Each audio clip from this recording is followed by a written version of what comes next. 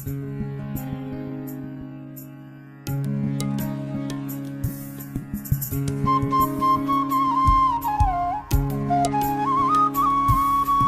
एक गहरा कुआं हूं इस जमीन पर, बेशुमार लड़के लड़कियों के लिए कि उनकी प्यास बुझाता रहूं।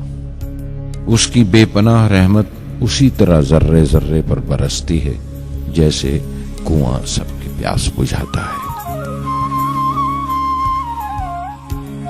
इतनी सी कहानी है मेरी, ज़ैनुल आबदीन और आशी अम्मा के बेटे की कहानी।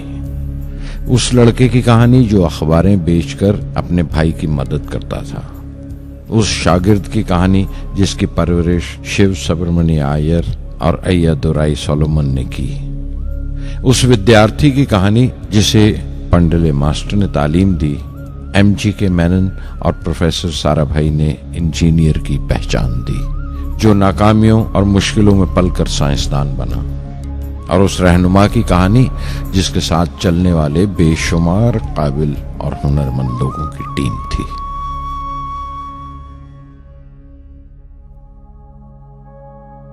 मेरी कहानी मेरे साथ खत्म हो जाएगी, क्योंकि दुनियावी मानों में मेरे पास कोई पूंजी नहीं है।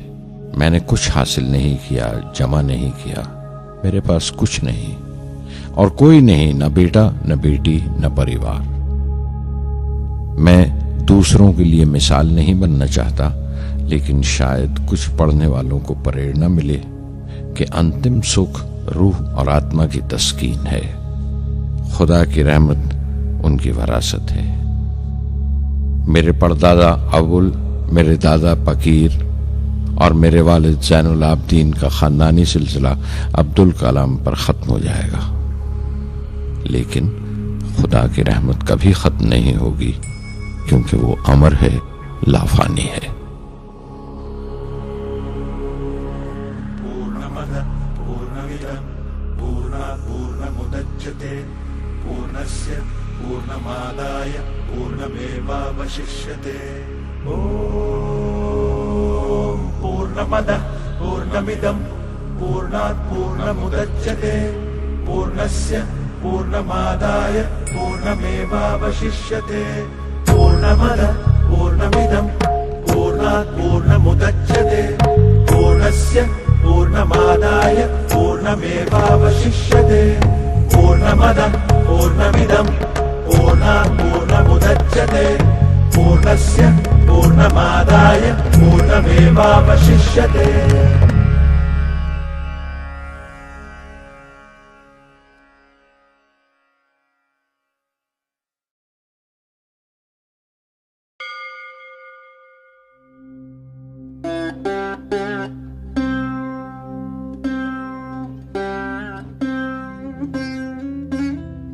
मैं शहर रामेश्वरम के एक मिडिल क्लास तमिल खानदान में पैदा हुआ। मेरे अब्बा ज़ैनुल आबदीन के पास न तालीम थी न दौलत, लेकिन इन मजबूरियों के बावजूद एक दानाई थी उनके पास और हौसला था। और मेरी मां जैसी मददगार थी आशी अम्मा। उनकी कई औलादों में एक मैं भी था, बुलंद कामत माँ बाप का एक छोटे से कद वाला मामूली शक्ल सूरत का लड़का। अपने पुश्तैनी मकान में रहते थे हम, जो कभी 19वीं सदी में बना था। काफी वसी और पक्का मकान था रामेश्वरम की मस्जिद स्ट्रीट में। मेरे अब्बा हर तरह के ऐशो आराम से दूर रहते थे, मगर जरूरियात की तमाम चीजें मुयस्सर थीं। सच तो यह है कि मेरा बचपन बड़ा महफूज था, मादी तौर पर भी और जज्बाती तौर पर भी, मटीरियली एंड इमोशनली।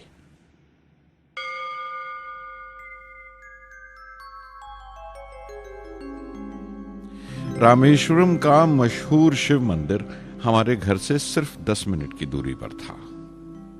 हमारे इलाके में ज्यादा आबादी मुसलमानों की थी, फिर भी काफी हिंदू घराने थे जो बड़े इत्तेफाक से पड़ोस में रहते थे। हमारे इलाके में एक बड़ी पुरानी मस्जिद थी जहां मेरे अब्बा मुझे हर शाम नमाज पढ़ने के लिए ले जाया करते थे।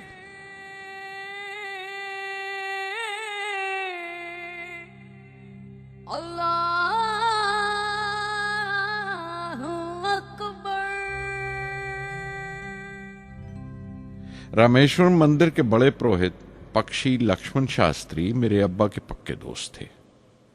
मेरी बचपन की यादों में आंकी हुई एक याद ये भी थी कि अपने अपने रवायती लिबास में बैठे हुए वो दोनों कैसे रूहानी मसलों पर देर देर तक बातें करते रहते थे। मेरे अब्बा मुश्किल से मुश्किल रूहानी मामलों को भी तमिल की आम जबान में बयान कर लिया करते थे। एक बार मुझसे कहा था, जब आफत आए तो आफत की वजह समझने की कोशिश करो, मुश्किलें हमेशा खुद को परखने का मौका देती हैं।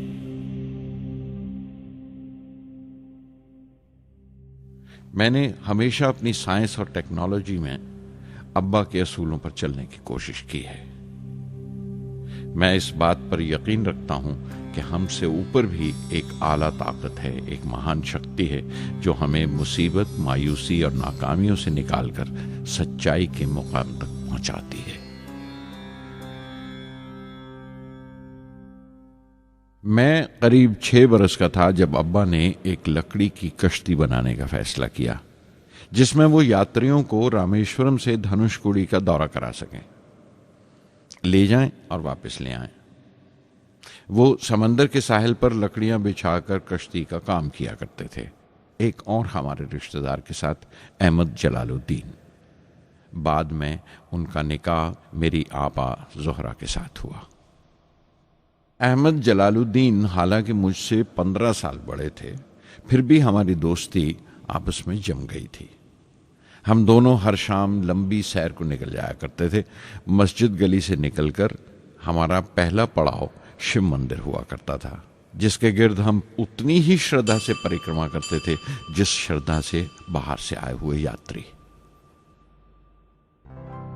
जलालुद्दीन ज्यादा पढ़ लिख नहीं सके उनके घर के हालात की वजह से, लेकिन मैं जिस जमाने की बात कर रहा हूं, उन दिनों हमारे इलाके में सिर्फ वही एक शख्स था जो अंग्रेजी लिखना जानता था। जलालुद्दीन हमेशा तालीम याफ्ता पढ़े लिखे लोगों के बारे में बातें करते थे, साइंस की इजाद, मेडिसिन और उस वक्त के लिटरेचर का जिक्र किया करते थे। एक और शख्स जिसने बचपन में मुझे बहुत मुतासिर किया वो मेरा कजन था, मेरा चचेरा भाई शमसुद्दीन। उसके पास रामेश्वरम में अखबारों का ठेका था और सब काम अकेले ही किया करता था। हर सुबह अखबार रामेश्वरम रेलवे स्टेशन पर ट्रेन से पहुंचता था। सन 1939 में दूसरी आलमगीर जंग शुरू हुई, द सेकेंड वर्ल्ड वॉर। उस वक्त मैं 8 साल का था। हिंदुस्तान को इत्तेहादी फौजों के साथ शामिल होना पड़ा और एक इमरजेंसी के हालात पैदा हो गए थे। सबसे पहली दुर्घटना यह हुई कि रामेश्वरम स्टेशन पर आने वाली ट्रेन का रुकना कैंसिल कर दिया गया और अखबारों का गट्ठा अब रामेश्वरम और धनुषकोडी के बीच से गुजरने वाली सड़क पर चलती ट्रेन से फेंक दिया जाता। शमसुद्दीन को मजबूरन एक मददगार रखना पड़ा जो अखबारों के गट्ठे सड़क से जमा कर सके। वो मौका मुझे मिला और शमसुद्दीन मेरी पहली आमदनी की वजह बना। हर बच्चा जो पैदा होता है वो कुछ समाजी और आर्थिक हालात से जरूर असरअंदाज होता है और कुछ अपने जज्बाती माहौल से भी। उसी तरह उसकी तरबियत होती है। मुझे दयानतदारी और सेल्फ डिसिप्लिन अपने अब्बा से विरासत में मिला था और मां से अच्छाई पर यकीन करना और रहमदिली। लेकिन जलालुद्दीन और शमसुद्दीन की सोहबत से जो असर मुझ पर पड़ा, उससे सिर्फ मेरा बचपन ही महज अलग नहीं हुआ, बल्कि आइंदा जिंदगी पर भी उसका बहुत बड़ा असर पड़ा।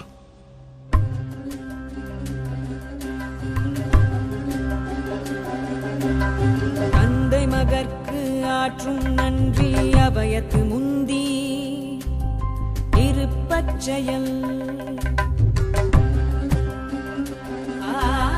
தந்தை மகற்கு ஆற்றும் நன்றி அபயத்து முந்தி இருப்பச்செயல்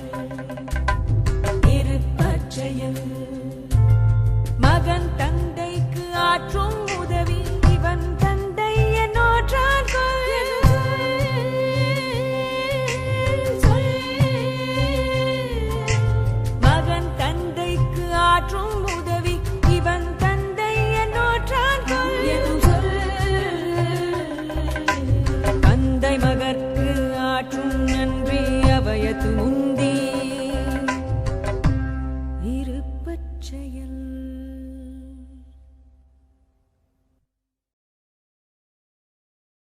फिर जंग खत्म हो गई और हिंदुस्तान की आज़ादी बिल्कुल यकीनी हो गई। मैंने अब्बा से रामेश्वरम छोड़ने की इजाज़त चाही। मैं डिस्ट्रिक्ट हेडक्वार्टर्स रामनाथपुरम जाकर पढ़ना चाहता था।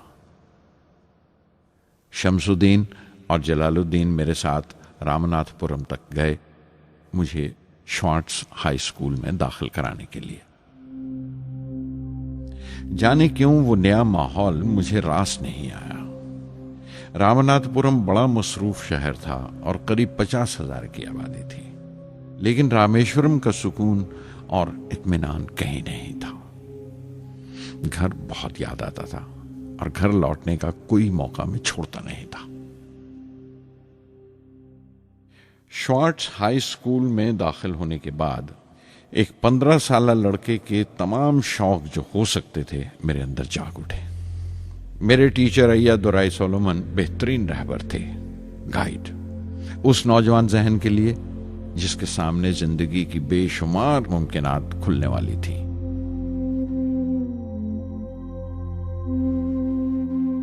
रामनाथपुरम के उस अरसा क़याम में उनसे मेरा रिश्ता उस्ताद शागिर्द या गुरु शिष्य से भी आगे निकल गया।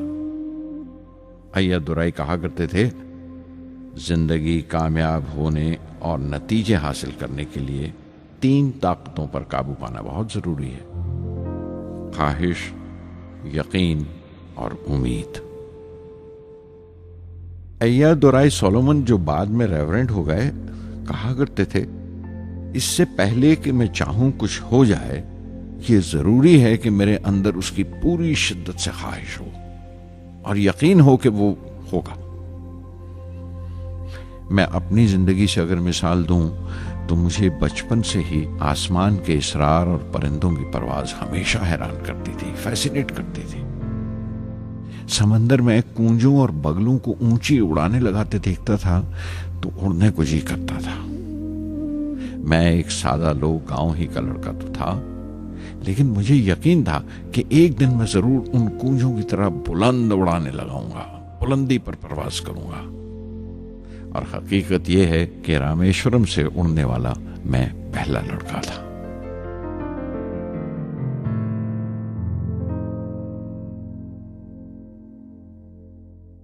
श्वार्ट्ज स्कूल में तालीम खत्म करते करते मेरे अंदर खुद एतमादी बस चुकी थी और मुझे यकीन था कि मैं जरूर कामयाबी हासिल करूंगा। मैं तालीम आगे जारी रखूंगा, उसमें कोई दूसरा ख्याल नहीं था। सन 1950 में मैं इंटरमीडिएट पढ़ने के लिए सेंट जोसेफ कॉलेज ट्रिची में दाखिल हो गया। जब बीएससी डिग्री के लिए मैंने सेंट जोसेफ कॉलेज में दाखिला लिया तो हायर एजुकेशन के माने सिर्फ इतने ही जानता था। ये नहीं जानता था कि हायर एजुकेशन के लिए कुछ और भी हो सकता है। न ये जानता था कि साइंस पढ़ के फ्यूचर के लिए और क्या मौके हासिल हो सकते हैं। बीएससी पास करने के बाद ही जान पाया कि फिजिक्स मेरा सब्जेक्ट नहीं था। अपने ख्वाब को पूरा करने के लिए मुझे इंजीनियरिंग में जाना चाहिए था। पता नहीं क्यों कुछ लोगों का ऐसा ख्याल है कि साइंस आदमी को खुदा से मुनकर कर देती है, लेकिन मेरे लिए तो साइंस एतमाद, विश्वास और रूहानी तस्कीन की वजह रही है। किसी तरह मैं MIT यानी मद्रास इंस्टीट्यूट ऑफ टेक्नोलॉजी के उम्मीदवारों की लिस्ट में तो आ गया, लेकिन उसका दाखला बहुत महंगा था। कम से कम 1,000 रुपए की जरूरत थी और मेरे अब्बा के पास इतने रुपए नहीं थे। उस वक्त मेरी अक्का, मेरी आपा जोहरा ने अपने सोने के कड़े और चेन बेचकर मेरी फीस का इंतजाम किया। मुझ पर उसकी उम्मीद और यकीन देखकर मैं पसीज गया।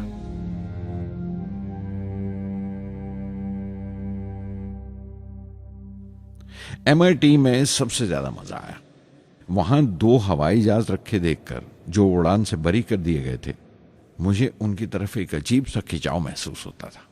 और जब सब लड़के हॉस्टल लौट जाते थे, मैं कई कई घंटे उनके पास बैठा रहता था। फर्स्ट ईयर मुकम्मल करने के बाद जब मुझे अपने ज्यादा खुसूसी मजमून चुनना थे, यानी अपनी स्पेशल ब्रांच का चुनाव करना था, तो मैंने फॉरेन एरोनॉटिकल इंजीनियरिंग का चुनाव कर लिया। MIT की तालीम के दौरान मुझे 3 टीचर्स ने बहुत मुतासिर किया। Professor Sponder, professor KAV Pandalai, professor Narasimha Rao. Professor Sponder technical aerodynamics सिखाते थे। एरोनॉटिकल इंजीनियरिंग में दाखिले से पहले मैंने उनसे सलाह ली थी। उन्होंने समझाया था कि मुझे मुस्तकबिल का फैसला करने से पहले मुस्तकबिल की मुमकिनात के बारे में नहीं सोचना चाहिए, बल्कि सोचना चाहिए एक अच्छी बुनियाद के लिए और अपने रुझान और इश्तियाक के बारे में कि उसमें कितनी शिद्दत है, मेरे एप्टीट्यूड्स और एस्पिरेशन में कितनी इंटेंसिटी है।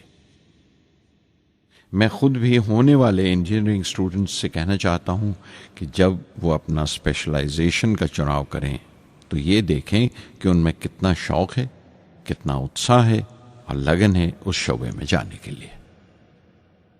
प्रोफेसर KAV पंडले ने मुझे एरोस्ट्रक्चर डिज़ाइन सिखाया और उसका तज्जिया भी, विश्लेषण, एनालिसिस भी। वो बड़े खुशदिल और दोस्त टीचर थे और हर साल कोई ना कोई नया तरीका, नया नजरिया लेकर आते थे कोर्स में। प्रोफेसर नरसिंह राव मैथमेटिशियन थे। वो एरोडायनेमिक्स की थ्योरी सिखाया करते थे। उनकी क्लास में दाखिल होकर मुझे मैथमेटिकल फिजिक्स बाकी तमाम सब्जेक्ट्स से ज़्यादा अच्छा लगने लगा।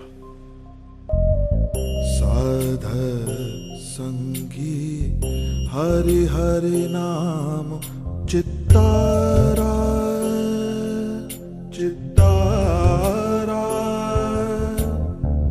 साध संगी हरि हरि नाम चित्तारा, सहजी अनंतु होवे दिनु राति, अंकुर भलो हमारा, साध संगी साध संगी।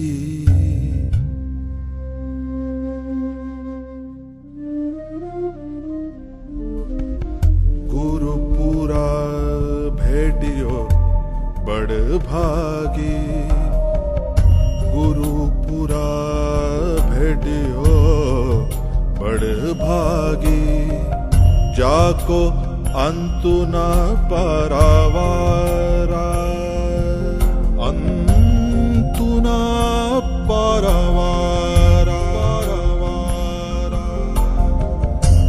नानक सरनी गहि स्वामी की, पुनः पुनः नमस्कार,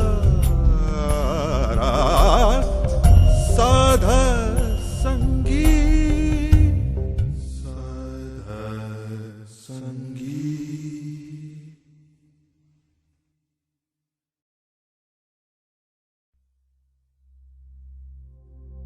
MIT से मैं बेंगलोर के हिंदुस्तान एरोनॉटिक्स लिमिटेड HAL में बतौर ट्रेनी दाखिल हो गया। HAL से जब मैं एरोनॉटिकल इंजीनियरिंग ग्रेजुएट बनकर निकला तो जिंदगी ने 2 मौके मेरे सामने खड़े कर दिए और दोनों मेरी परवाज के देरीना ख्वाब पूरे कर सकते थे। एक मौका था एयरफोर्स का, दूसरा मिनिस्ट्री ऑफ डिफेंस में directorate of technical development and production का। मैंने दोनों में अर्जी भेज दी और बैक वक्त दोनों से इंटरव्यू का बुलावा आ गया। एयरफोर्स के लिए मुझे देहरादून बुलाया गया था और डिफेंस के लिए दिल्ली। मेरे दोनों मुकाम 2000 किलोमीटर के फासले पर थे। ये पहला मौका था मेरा अपने वसी और विराट वतन को देखने का। खिड़की पर बैठा मैं इस देश की सरजमीन को पांव तले से बहता हुआ देख रहा था। हैरान था कि उत्तर की तरफ सफर करते हुए एक ही मुल्क का लैंडस्केप कैसे बदलता चला जाता है। मैं 1 हफ्ता दिल्ली में ठहरा, डिफेंस मिनिस्ट्री का इंटरव्यू दिया। इंटरव्यू अच्छा हुआ था। वहां से मैं देहरादून गया एयरफोर्स सिलेक्शन बोर्ड के इंटरव्यू के लिए। 25 उम्मीदवारों में मैं 9वें नंबर पर आया। मेरा दिल बैठ गया, बहुत मायूस हुआ और कई दिन तक अफसोस रहा कि एयरफोर्स में जाने का मौका मेरे हाथ से निकल गया। मैं ऋषिकेश चला गया, दिल पर यह बोझ लेकर कि आने वाले दिन बड़े सख्त होंगे।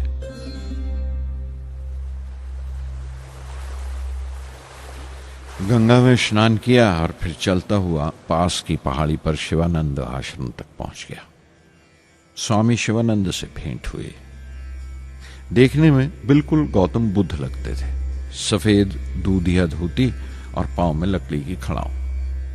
उनकी बच्चों सी मासूम मुस्कान और सादा दिली देखकर बहुत प्रभावित हुआ मैंने बताया उन्हें कैसे मैं इंडियन एयरफोर्स में भर्ती होने से रह गया और मेरी कितनी शदीद ख्वाहिश थी आसमानों में उड़ने की, परवास करने की। वो मुस्कुरा दिए और बोले, ख्वाहिश अगर दिलो जान से निकली हो, वो पवित्र हो और उसमें शिद्दत हो, तो उसमें कमाल की एक इलेक्ट्रोमैग्नेटिक एनर्जी होती है, एक बरकी मकनातीसी ताकत होती है। दिमाग जब सोता है तो वो एनर्जी रात की खामोशी में बाहर निकल जाती है और सुबह कायनात ब्रह्मांड से सितारों की गति रफ्तार को अपने साथ समेटकर दिमाग में लौट आती है।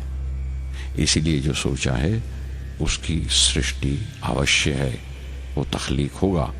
तुम विश्वास करो इस अजली बंधन पर, इस वचन पर कि सूरज फिर लौटेगा, बाहर फिर से आएगी। मैं दिल्ली लौट आया, डिफेंस से अपना इंटरव्यू का नतीजा दरियाफ्त किया। जवाब में मुझे अपॉइंटमेंट लेटर थमा दिया गया और अगले दिन से सीनियर साइंटिफिक असिस्टेंट मुकर्रर कर दिया गया 250 रुपए की माहाना तनख्वाह पर। 3 साल गुजर गए। उन्हीं दिनों बेंगलोर में एरोनॉटिकल डेवलपमेंट एस्टेब्लिशमेंट ADE का एक नया महकमा खुला और मुझे वहां पोस्ट कर दिया गया।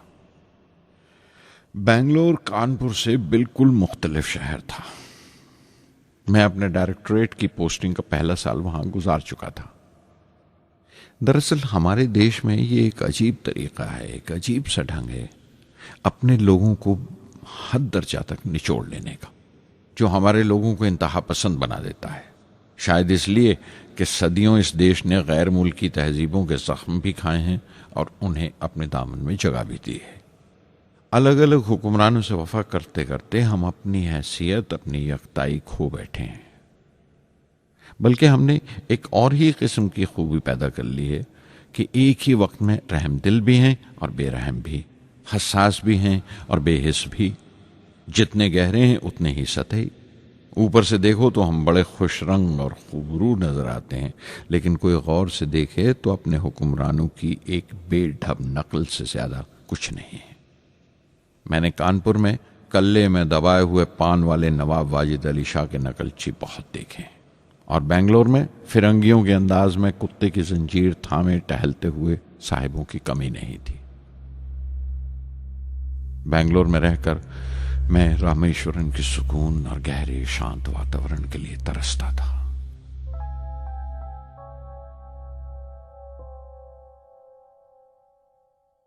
पहले साल तो ADE में कोई ज्यादा काम नहीं था। एक प्रोजेक्ट टीम बनाई थी कि 3 सालों में एक स्वदेशी हॉवरक्राफ्ट तैयार करें और वो वक्त से पहले तैयार हो गया। नंदी उसका नाम रखा गया, शिव की सवारी के आधार पर।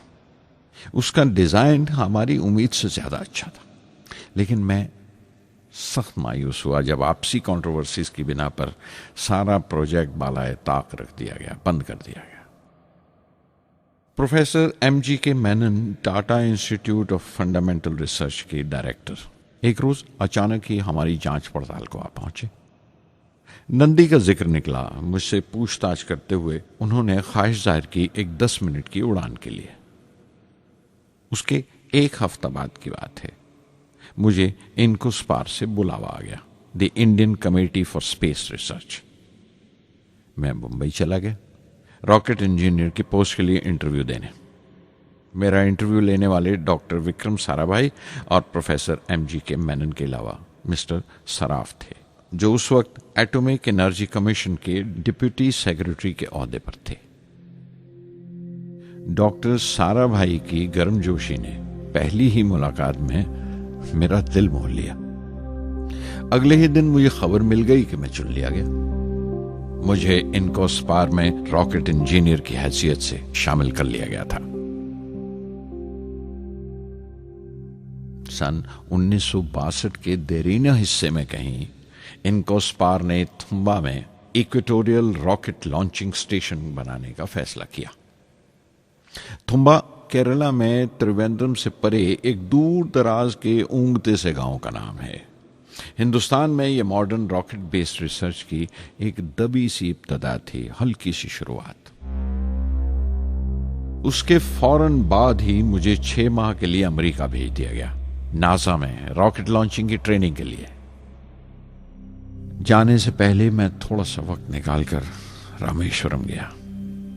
मेरे अब्बा मेरी इस कामयाबी के लिए बहुत खुश हुए और मुझे उसी मस्जिद में ले जाकर शुक्राने की नमाज अदा की।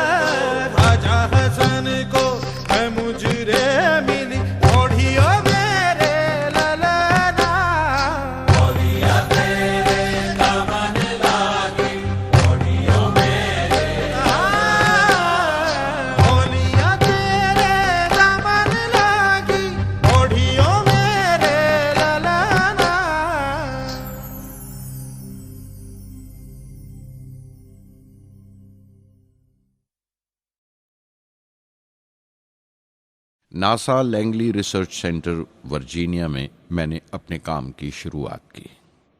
बाद में Goddard space flight centre Maryland चला गया। मैं अपना इंप्रेशंस अमेरिकन्स के बारे में बेंजामिन फ्रैंकलिन के इस जुमले से बयान कर सकता हूं, जिन बातों से तकलीफ होती है उनसे तालीम भी मिलती है। हिंदुस्तानी तंजीमों में, यहां की ऑर्गेनाइजेशंस में एक बड़ी मुश्किल है। जो ऊपर हैं वो बड़े मगरूर हैं। अपने से छोटों की, जूनियर्स और सबऑर्डिनेट्स की राय लेना अपनी हतक समझते हैं। कोई शख्स भी अपनी खूबी दिखा नहीं सकता अगर आप उसे मलामत ही करते रहें। उसूल और पाबंदी, पाबंदी और सख्ती, सख्ती और जुल्म के बीच की लाइन बड़ी महीन है, बारीक है। उसकी पहचान बहुत जरूरी है। मैं जैसे ही नासा से लौटा, फौरन बाद हिंदुस्तान का पहला रॉकेट लॉन्च वाक़ हुआ 21 नवंबर सन 1963। वो साउंडिंग रॉकेट था, नाम नाइकी अपेची। नाइकी अपेची की कामयाबी के बाद प्रोफेसर साराभाई ने अपनी आरज़ू, अपने एक ख्वाब का इजहार किया। एक Indian satellite launch vehicle ISLV का सपना। हिंदुस्तानी रॉकेट का ख्वाब 20वीं सदी में एक तरह से 18वीं सदी का ख्वाब भी कहला सकता है, जो टीपू सुल्तान ने देखा था।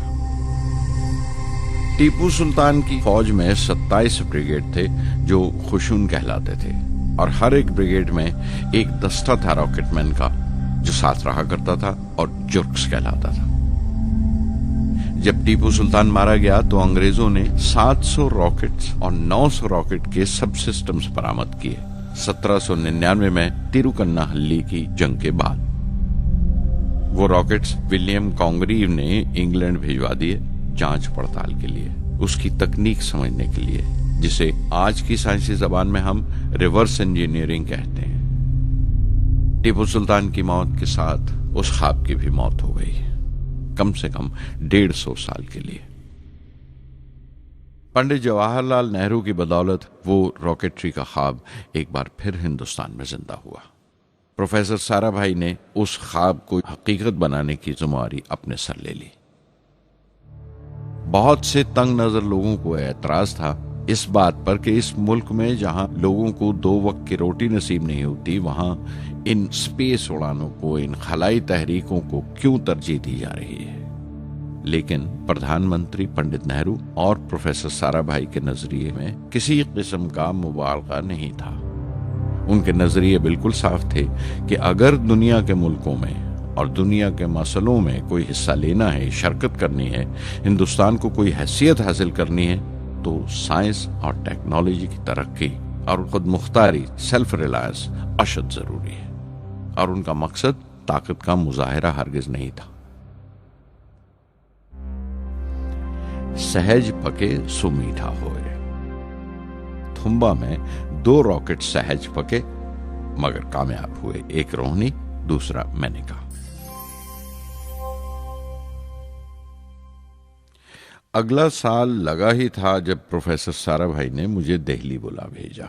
एक मीटिंग थी और मीटिंग में ग्रुप कैप्टन वीएस नारायणन से मेरा तारुफ कराया गया, जो एयर हेडक्वार्टर्स से थे।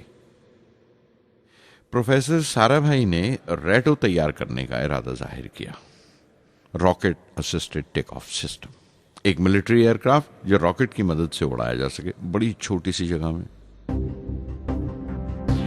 शाम तक यह खबर भी आम हो गई कि हिंदुस्तान एक खुद साख्ता मिलिट्री एयरक्राफ्ट तैयार कर रहा है और मैं उस प्रोजेक्ट का मुख्तार हूं, जिम्मेदार हूं।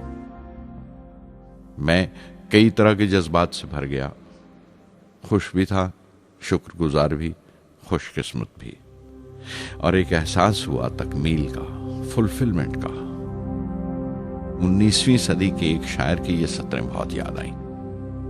हर दिन के लिए तैयार रहो, हर दिन को एक तरह ही मिलो। जब ओखली हो बर्दाश्त करो, जब दस्ता हो तो वार करो। रेटो पे काम करते हुए 2 अहम वाकयात हुए। पहला तो यह था कि अपने देश में पहली बार स्पेस रिसर्च का 10 साला प्रोग्राम तैयार हुआ, जिसके ऑथर थे प्रोफेसर साराभाई। मेरे लिए वो एक ऐसा रोमानी मैनिफेस्टो था जैसे स्पेस से इश्क करने वाले किसी शायर की रोमानी नज्म हो, जैसे कोई अपने देश के आसमान से इश्क करने लगा हो। और दूसरा वाकया मिनिस्ट्री ऑफ डिफेंस में मिसाइल पैनल का तैयार होना। नारायणन और मैं, हम दोनों उस पैनल के मेंबर थे। उस वक्त तक भविष्य की आने वाली SLV सैटेलाइट लॉन्च व्हीकल का नाक नक्शा भी तैयार हो चुका था। प्रोफेसर साराभाई अपने देरीना ख्वाब को ताबीर देने के लिए कुछ और साथियों का चुनाव कर चुके थे। मैं खुद को खुशकिस्मत समझता हूं कि मुझे उस प्रोजेक्ट का लीडर चुना गया। उस पर प्रोफेसर साराभाई ने मुझे एक और जिम्मेदारी भी सौंपी कि लॉन्च की 4थी स्टेज मैं ही डिजाइन करूं। यह मामूल था, मेरा आदत थी कि हर मिसाइल पैनल की मीटिंग के बाद मैं जाकर प्रोफेसर साराभाई को पूरी तफसील, पूरी रिपोर्ट देता था।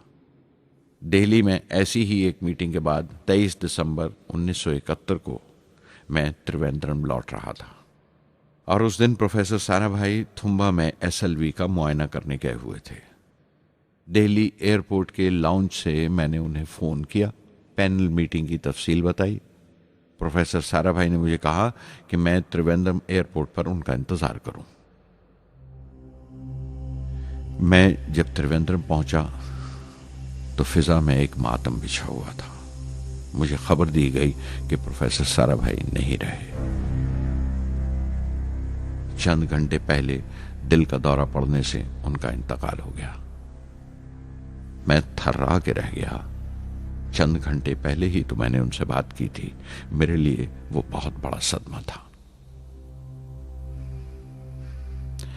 प्रोफेसर साराभाई मेरी नजर में इंडियन साइंस के राष्ट्रपिता हैं, जैसे राष्ट्र के पिता महात्मा गांधी हैं। उन्होंने अपनी टीम से रहनुमा पैदा किए और खुद अपने अमल से उनके लिए मिसाल साबित हुए।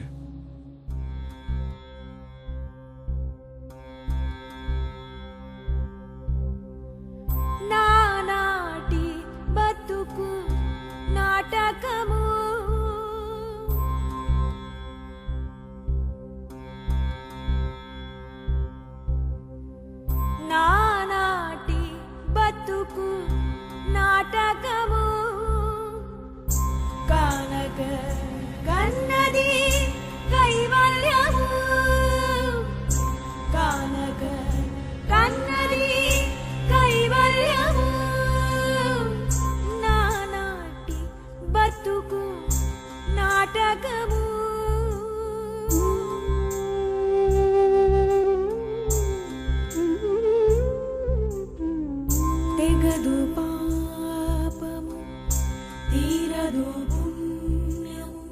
నగి నగి కాలము నాటకము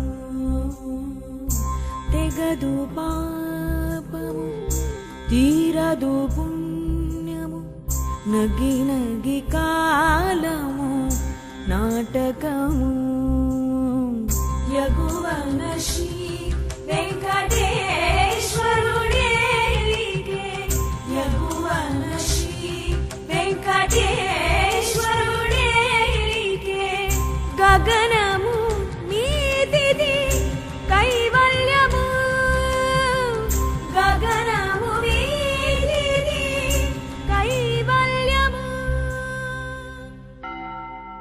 కైవల్యము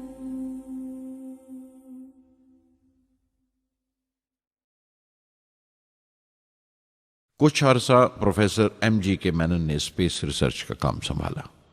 बिलाखिर प्रोफेसर सतीश धवन को Indian Space Research Organisation ISRO की जिम्मेदारी सौंप दी गई। तुम्बा का पूरा कॉम्प्लेक्स एक बड़े पैमाने पर स्पेस सेंटर बना दिया गया और Vikram Sarabhai space centre VSSC का नाम दिया गया। जिसने वो सेंटर कायम किया था उसी के नाम से उस जगह की श्रद्धांजलि पेश की गई। मशहूर मेटलर्जिस्ट डॉक्टर ब्रह्म प्रकाश VSSC के पहले डायरेक्टर मुकर्रर हुए।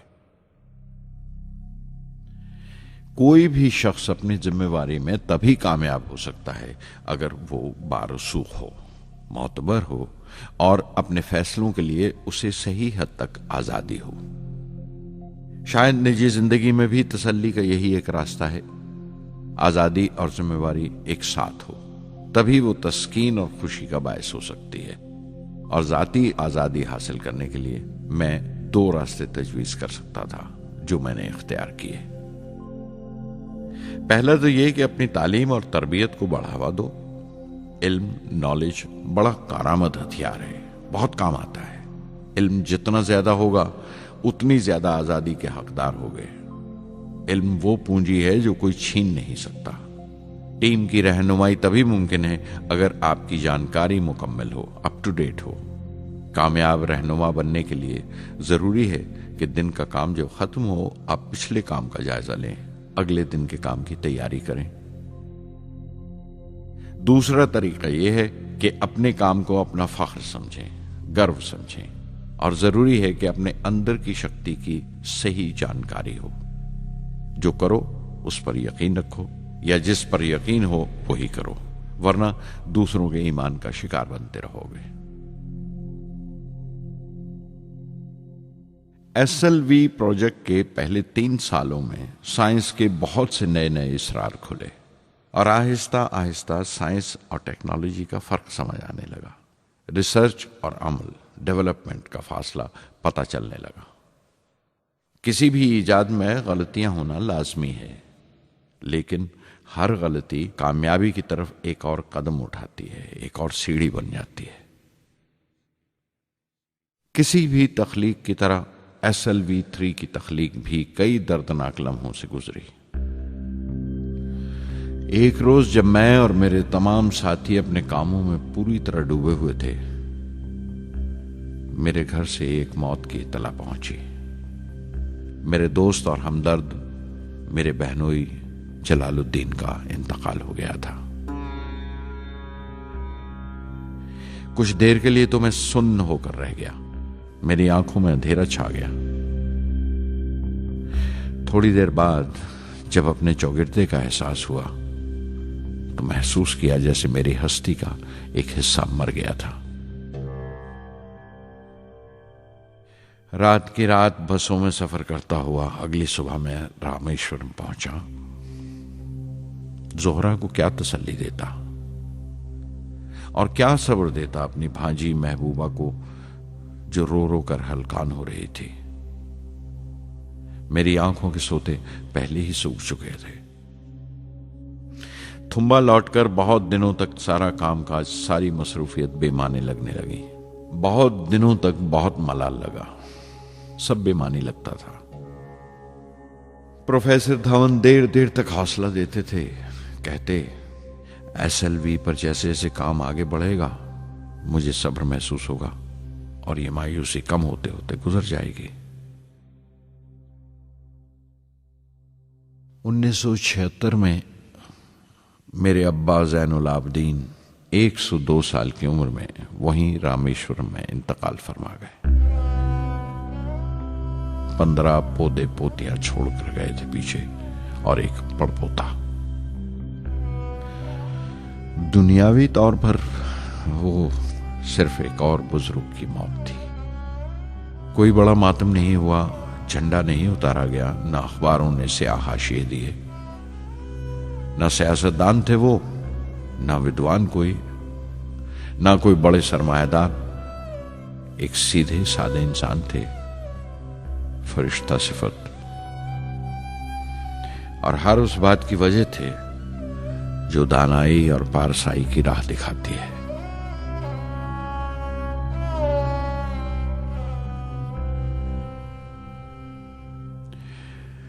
मैं बहुत देर तक अपनी मां के पास बैठा रहा, चुपचाप, और जब उठा थुम्बा लौटने के लिए तो उसने रुंधे गले से दुआएं दी मुझे।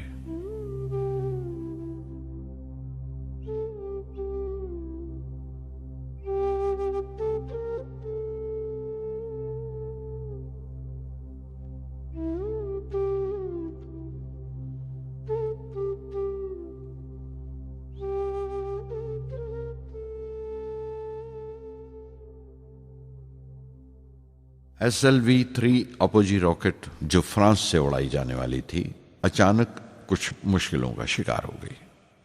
मुझे फौरन फ्रांस जाना पड़ा। मैं रवाना होने ही वाला था कि मेरी मां की मौत की खबर पहुंची। यके बाद दीगरे 3 मौतें हो गई मेरे घर में। उस वक्त मुझे अपने काम में पूरे ध्यान की जरूरत थी। 100% लगन से काम करने की ख्वाहिश किसी और लगन की गुंजाइश नहीं छोड़ती। मुकम्मल नीति और पूरी लगन से SLV-3 का ख्वाब 1979 के दरमियान में जाकर पूरा हुआ। हमने SLV-3 की परवाज का दिन 10 अगस्त 1979 तय किया था। 23 मीटर लंबा 4 स्टेजेस का ये रॉकेट 17 टन का वजन लेकर 7:58 पर बड़ी कजदाई से उड़ा और खला की तरफ रवाना हुआ।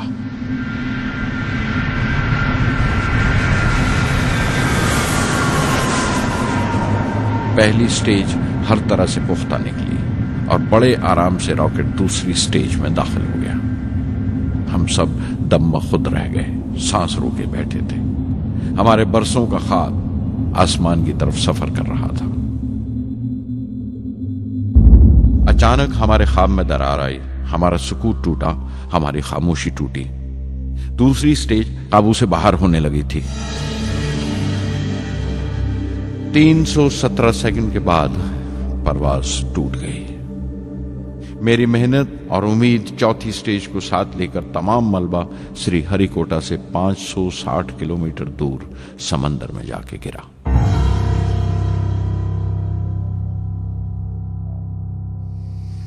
इस हादसे से हम सबको सख्त सदमा पहुंचा।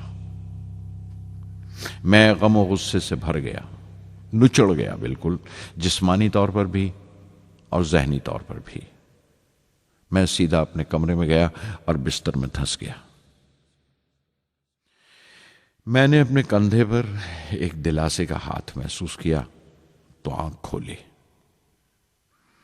दोपहर ढल चुकी थी, शाम करीब थी। डॉक्टर ब्रह्म प्रकाश मेरे सराहने बैठे थे।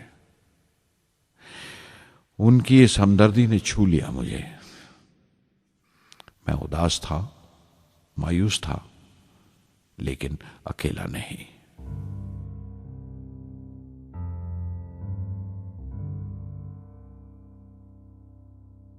हर शख्स तकनीकी जमा तफरीक और बहस मुबासे के बाद मुतमईन हो चुका था, संतुष्ट हो चुका था, लेकिन मुझे इत्मीनान ना आया और मुसलसल बेचैन रहा।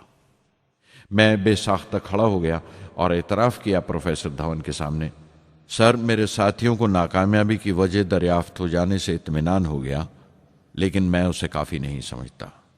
इस मिशन के डायरेक्टर की हैसियत से इस गलती को भी मैं अपनी जिम्मेवारी समझता हूं। SLV-3 की नाकामयाबी की जिम्मेवारी मेरी है।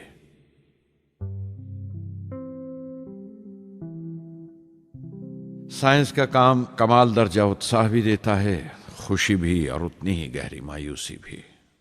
इस तरह के वाकयात सोच सोचकर मैं दिल को ढारस देता रहा। यह ख्याल कि इंसान चांद पर उतर सकता है, सबसे पहले एक रूसी साइंटिस्ट ने सोचा था। उसे हकीकत बनने में 40 साल गुजर गए जब अमेरिका ने उसे पूरा किया। प्रोफेसर चंद्रशेखर ने चंद्रशेखर लिमिट का आविष्कार किया था 1930 में, जब कैम्ब्रिज में पढ़ रहे थे। लेकिन 50 साल बाद उन्हें उसी डिस्कवरी पर नोबेल प्राइज मिला। वॉन ब्रॉन अपनी सैटर्न लॉन्च व्हीकल से आदमी को चांद पर उतारने से पहले कितनी सारी नाकामियों से गुजरे होंगे। पहाड़ की चोटी पर उतरने से पहाड़ पर चढ़ने का तजुर्बा नहीं मिलता। जिंदगी पहाड़ की चढ़ानों पर मिलती है, चोटी पर नहीं। चढ़ानों पर ही तजुर्बे मिलते हैं और जिंदगी मंचती है और टेक्नोलॉजी तरक्की करती है। चोटी पर पहुंचने की कोशिश ही में चढ़ानों का इल्म हासिल होता है। मैं एक एक कदम चलता रहा, चढ़ता रहा चोटी की तरफ।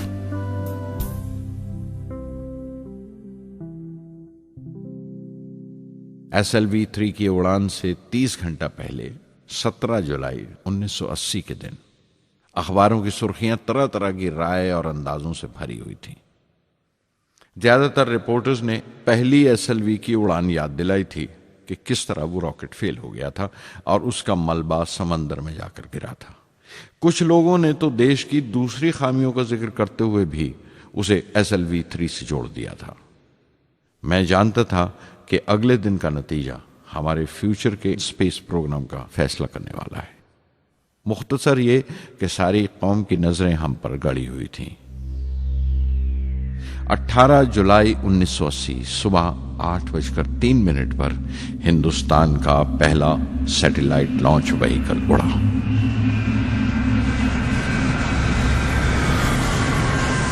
मैंने रोहिणी सैटेलाइट का तमाम डेटा कंप्यूटर पर जांचा। अगले 2 मिनट के अंदर अंदर रोहिणी अंतरिक्ष में था। उस तमाम शोरगुल के बीच में मैंने अपनी जिंदगी के सबसे अहम अल्फाज अदा किए। मैं मिशन डायरेक्टर बोल रहा हूं, एक जरूरी खबर सुनने को तैयार रहो।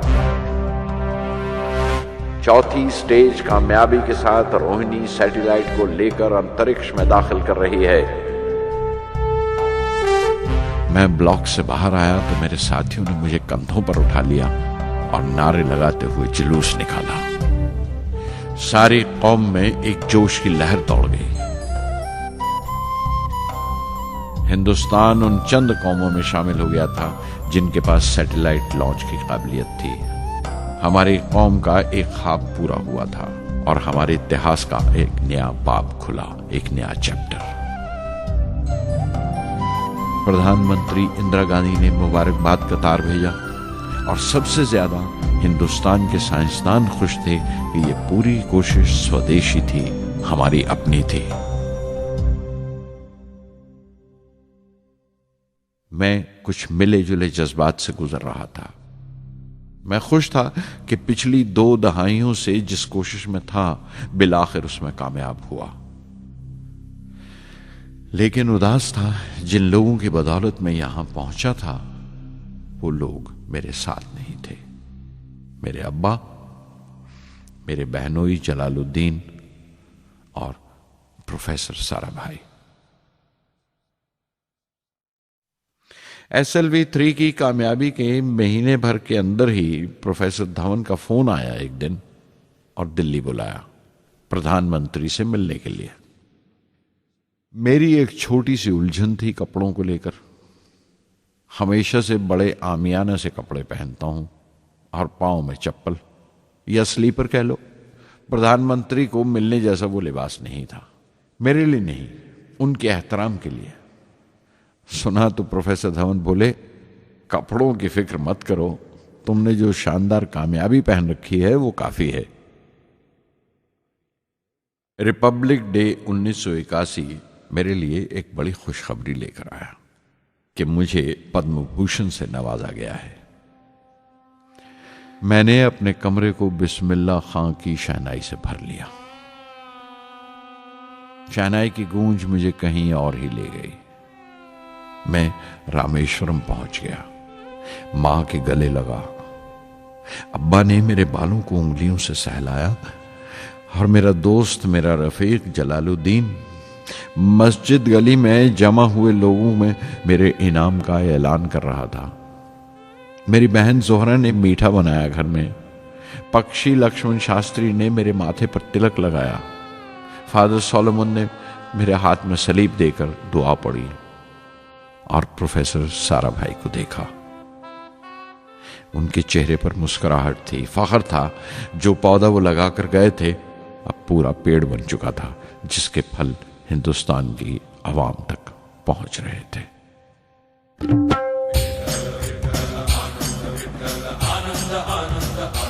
ओ आनंदाचे डोही आनंद तरंग, आनंदाचे डोही आनंद तरंग, आनंदाची अंग, आनंदाचे आनंदाची अंग, आनंदाचे आनंदाचे डोही आनंद तरंग, आनंदाचे डोही आनंद तरंग।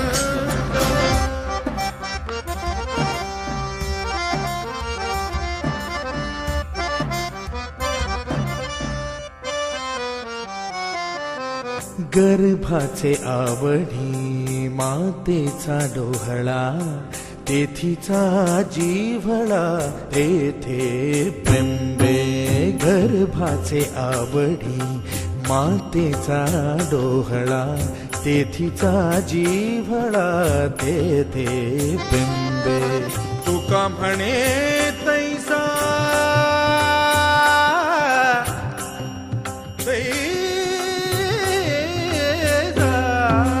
तुका म्हणे तैसा ओतलाचे ठसा, अनुभव सरीसा मुखाला। आनंदाचे डोही आनंद तरंग, आनंदाची अंग, आनंदाचे आनंदाचे डोही आनंद तरंग।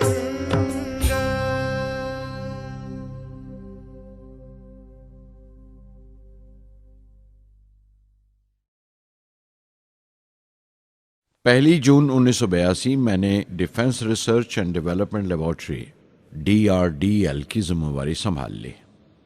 उस वक्त के defence minister Shri R Venkataraman ने जब मशवरा दिया कि बजाय दर्जा बदर्जा मिसाइल तैयार करने के हमें मुकम्मल अपनी मिसाइल तैयार करने का प्रोग्राम बनाना चाहिए, तो हमें अपने कानों पर यकीन नहीं आया और देखते देखते ही वो प्रोजेक्ट एक मुकम्मल मिसाइल का प्रोग्राम बन गया, जिसके नतीजे आइंदा बहुत दूर तक पहुंचे।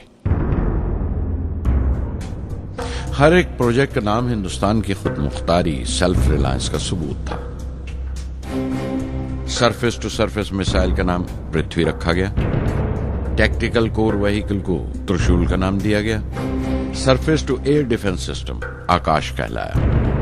एंटी टैंक मिसाइल प्रोजेक्ट को नाग के नाम से पुकारा गया और मेरे देरीना ख्वाब रेक्स को, यानी re entry experiment launch vehicle को, मैंने अग्नि का नाम दिया। मिसाइल टेक्नोलॉजी का हुनर दुनिया की कुछ चुनी हुई कौमों के पास ही था। वो बड़े ताज्जुब से हमारी तरफ देख रहे थे कि हम क्या करने जा रहे हैं और कैसे करेंगे। हम एक मीटिंग में बैठे हुए अपने मकसद को पूरा करने के लिए 1984 की निशानदेही कर रहे थे जब डॉक्टर ब्रह्म प्रकाश की मौत की खबर आई। मेरे लिए वो एक और सदमा था। पहली SLV की नाकामी के वक्त जिस तरह उन्होंने ढारस दी थी मुझे, वो याद करके मैं और ज्यादा गमगीन हो गया।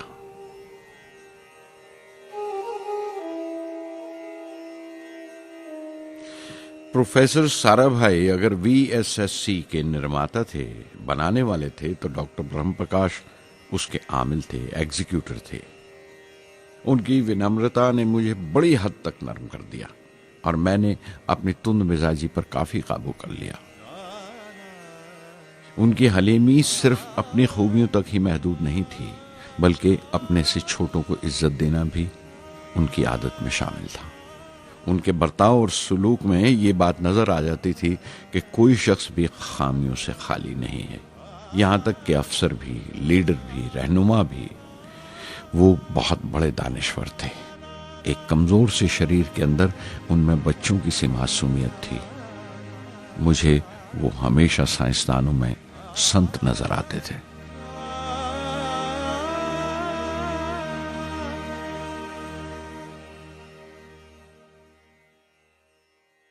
पृथ्वी का काम अपनी तकमील को पहुंच रहा था जब हम 1988 में दाखिल हुए। 25 फरवरी 1988 सुबह 11:23 पर पृथ्वी की पहली परवाज वाक़ई हुई। हमारे मुल्क में वो एक ऐतिहासिक मौका था। पृथ्वी सिर्फ एक सरफेस टू सरफेस मिसाइल ही नहीं, बल्कि आइंदा आने वाली तमाम किस्म की मिसाइल का बुनियादी नक्शा भी था, फ्यूचर का मॉड्यूल था वो। पृथ्वी ने हमारे आस पड़ोस के मुल्कों को दहला दिया। मगरबी यानी वेस्टर्न मुल्कों को पहले तो हैरत हुई, फिर गुस्से का इजहार किया और पाबंदी लगा दी इंडिया के लिए कि वो ऐसी कोई चीज बाहर के मुल्कों से न खरीद सकें जो उनके मिसाइल प्रोग्राम में इस्तेमाल हो सकती हो या काम आ सकती हो। मिसाइल की इजाद में हिंदुस्तान की खुद मुख्तारी ने दुनिया के तमाम तरक्की याफ्ता मुल्कों को परेशान कर दिया। अग्नि की टीम में 500 से ज्यादा साइंसदान शामिल थे। अग्नि की परवाज 20 अप्रैल 1999 तय पाई थी। लॉन्च की तमाम तैयारियां मुकम्मल हो चुकी थीं और हिफाजत के लिए यह फैसला किया गया था कि लॉन्च के वक्त आसपास के तमाम गांव खाली करा दिए जाएं। अखबारात और दूसरी मीडिया ने इस बात को बहुत उछाला। 20 अप्रैल पहुंचते पहुंचते तमाम मुल्क की नजरें हम पर टिकी हुई थीं। दूसरे मुल्कों का दबाव बढ़ रहा था कि हम इस तजुर्बे को मुलतवी कर दें या खारिज कर दें, लेकिन सरकार मजबूत दीवार की तरह हमारे पीछे खड़ी रही और किसी तरह हमें पीछे नहीं हटने दिया। परवाज से सिर्फ 14 सेकंड्स पहले हमें कंप्यूटर ने रुकने का इशारा किया। किसी एक पुर्जे में कोई खामी थी, वो फौरन ठीक कर दी गई, लेकिन उसी वक्त डाउन रेंज स्टेशन ने रुकने का हुक्म दिया। चंद सेकंड्स में कई रुकावटें सामने आ गईं और परवाज मुलतवी कर दी गई। अखबारात ने आस्तीनें चढ़ा लीं। हर बयान ने अपनी अपनी तरह की वजूहात निकाल ली। कार्टूनिस्ट सुधीर दार ने एक कार्टून शाया किया जिसमें एक खरीदार कुछ सामान दुकानदार को वापस करते हुए कह रहा था, अग्नि की तरह वो भी नहीं चली। एक कार्टून में दिखाया गया कि साइंसदान कह रहा है, सब ठीक था, स्विच बटन नहीं चला।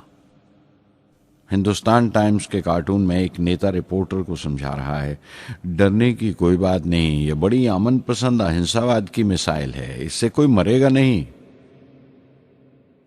करीब 10 रोज दिन रात काम चला मिसाइल की दुरुस्ती पर और आखिरकार साइंसदानों ने एक नई तारीख तय की अग्नि की परवाज के लिए।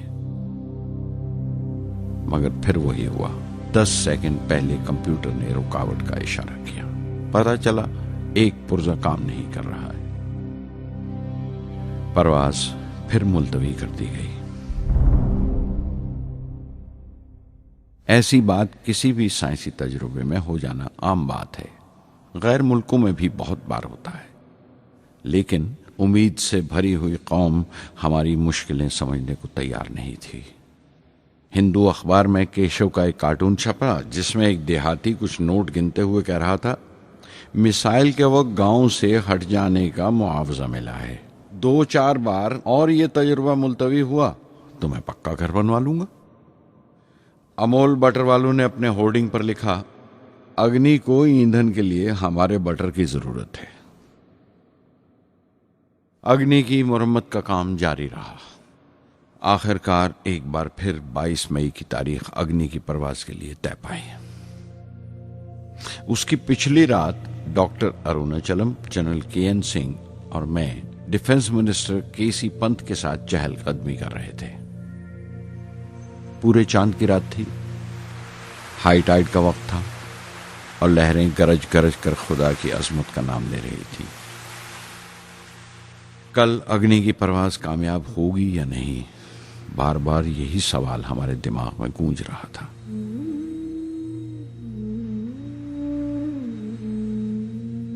डिफेंस मिनिस्टर ने एक लंबी खामोशी को तोड़ते हुए पूछा, कलाम, कल अग्नि की कामयाबी मनाने के लिए क्या चाहते हो तुम? मैं क्या चाहता था? क्या था जो नहीं था मेरे पास? अपनी खुशी के इजहार के लिए मुझे क्या करना चाहिए? और अचानक मुझे जवाब मिल गया, हम 1 लाख पेड़ों की कोंपलें लगाएंगे, मैंने कहा और उनके चेहरे पर रौनक आ गई। तुम अपनी अग्नि के लिए धरती मां का आशीर्वाद चाहते हो, बोले। कल यही होगा, उन्होंने पेशेंगोई की।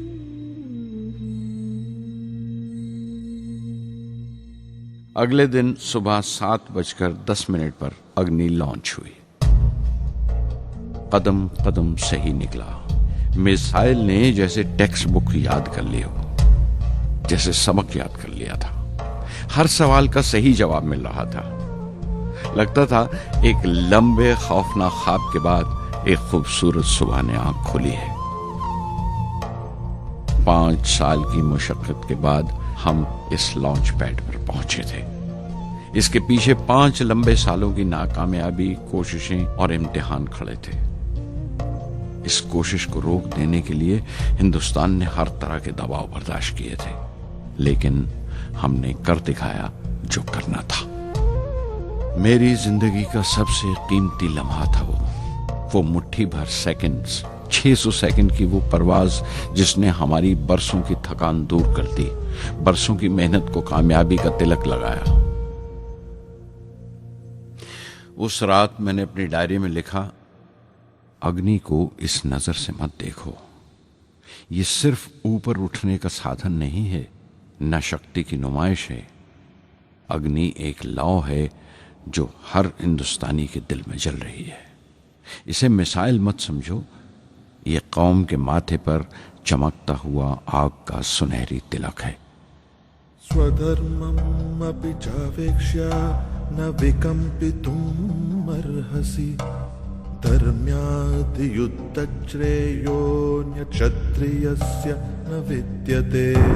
स्वधर्मम् अपि चावेक्ष्य न विकम्पितुम् अर्हसि, धर्म्याद् युद्धश्रेयोऽन्यक्षत्रियस्य न विद्यते।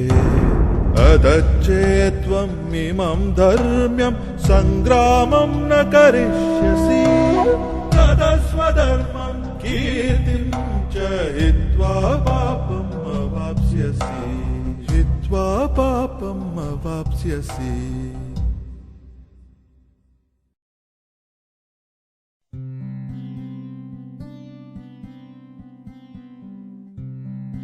$1990 के रिपब्लिक डे पर देश ने मिसाइल प्रोग्राम की कामयाबी का जश्न मनाया। मुझे पद्म विभूषण से नवाजा गया और डॉक्टर अरुणाचलम को भी। 10 साल पहले पद्म भूषण की यादें एक बार फिर हरी हो गईं। रहन सहन मेरा अब भी वैसा ही था जैसा तब था। 10 बाय 12 का एक कमरा किताबों से भरा हुआ और कुछ जरूरत का फर्नीचर जो किराए पर लिया था। फर्क इतना ही था कि तब यह कमरा त्रिवेंद्रम में था, अब हैदराबाद में। वेटर मेरा नाश्ता लेकर आया, इडली और छाछ, और आंखों में एक खामोश मुस्कुराहट, मुबारकबाद की। मैं अपने हमवतनों की इस नवाजिश से छलक गया।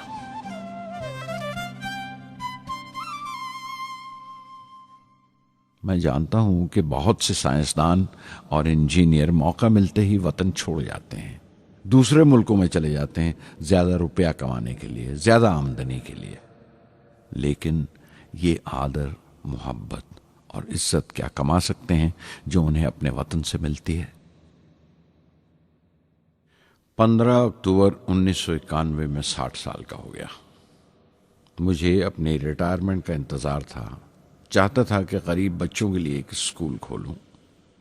ये वो दिन थे जब मैंने सोचा कि अपनी ज़िंदगी के तजुर्बे, मुशाहिदे और वो तमाम बातें कलमबंद करूं जो दूसरों के काम आ सकें। एक तरह से अपनी स्वाने उम्री लिखूं, अपनी जीवनी। मेरे ख्याल में मेरे वतन के नौजवानों को एक साफ नजरिए और दिशा की जरूरत है। तभी ये इरादा किया कि मैं उन तमाम लोगों का जिक्र करूं जिनकी बदौलत मैं ये बन सका जो मैं हूं। मकसद ये नहीं था कि मैं कुछ बड़े बड़े लोगों के नाम लूं, बल्कि ये कि कोई शख्स कितना भी छोटा क्यों ना हो, उसे हौसला नहीं छोड़ना चाहिए। मसले, मुश्किलें जिंदगी का हिस्सा हैं और तकलीफें कामयाबी की सच्चाइयां हैं। जैसा कहा है किसी ने, खुदा ने यह वादा नहीं किया कि आसमान हमेशा नीला ही रहेगा, जिंदगी भर फूलों से भरी राहें मिलेंगी। खुदा ने यह वादा नहीं किया कि सूरज है तो बादल नहीं होंगे, खुशी है तो गम नहीं, सुकून है तो दर्द नहीं होगा। मुझे ऐसा कोई गुरूर नहीं कि मेरी जिंदगी सबके लिए एक मिसाल बनेगी, मगर यह हो सकता है कि कोई मायूस बच्चा किसी गुमनाम सी जगह पर जो समाज के किसी माजूर हिस्से से ताल्लुक रखता हो, ये पढ़े और उसे चैन मिले, ये पढ़े और उसकी उम्मीद रोशन हो जाए। हो सकता है ये कुछ बच्चों को नाउमीदी से बाहर ले आए और जिसे वो मजबूरी समझते हैं वो मजबूरी ना लगे। उन्हें यकीन रहे कि वो जहां भी हैं खुदा उनके साथ है। काश हर हिंदुस्तानी के दिल में जलती हुई लौ को पर लग जाए और उस लौ की परवाज से सारा आसमान रोशन हो जाए।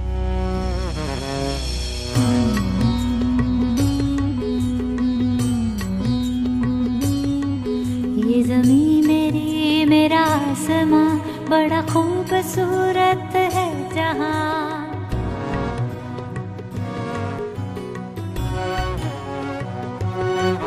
ये ज़मीं मेरी, मेरा आसमां, बड़ा खूबसूरत है जहां।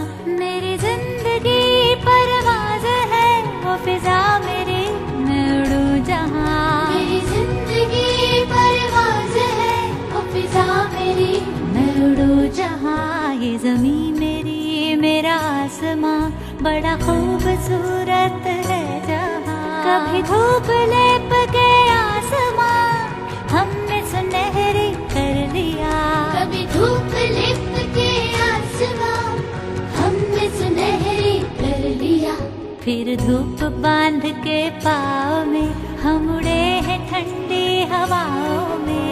ज़मीं मेरी, मेरा आसमां, बड़ा खूबसूरत है जहां। कभी वक्त उठा के सरों पे हम और आग लेके परों पे हम। कभी वक्त उठा के सरों पे हम और आग लेके परों पे हम।